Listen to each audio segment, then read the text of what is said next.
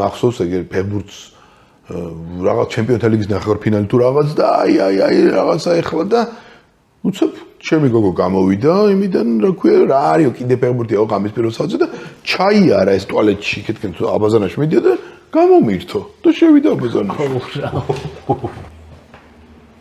და იმის ჩართვას უნდა წუთნახევარ თუ რაღაც რა იმიტომ რომ იმ რაღაც ის ინტერნეტიდან რა ეს არხები რა ბიჭო რა დამემართა კინაღამ აბაზანაში დავახჩე თუ რა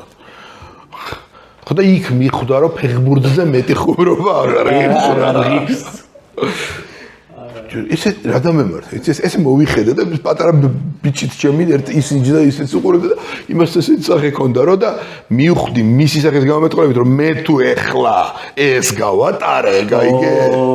იმას თუ გაუტარე მე ამისგანაც აუცილებლად ცხოვრებაში ესეთი რაღაც დამემართება რა ეხლა მოიცა ხო იცი და ცოლი მიხვდა ეგრე აბაზანის კარებში ჩადგა და არ დაგუღუპო რა ამასობაში ჩაირთო ტელევიზორი და დაბრუნდით მე ჩემი გოგო ხუმრობდა რომ იმ არსენალზე გამცვალა ერთ გულშემატკივრობთ პატარა ბიჭიდან კი გულშემატკივრობთ რა ეხა ეგეთი რაღაც თავგადაკლული რა ქვია იმეების რა ქვია სპარსეთის ყურის შეიხების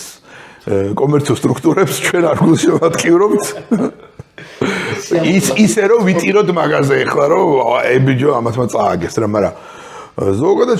ეხლა ნუ PSG-ს გულშემატკივრობთ ხვიჩას ამბავში და იმის ლივერპულსაც გულშემატკივრებთ თუ დააყენებენ მამარდას კარებში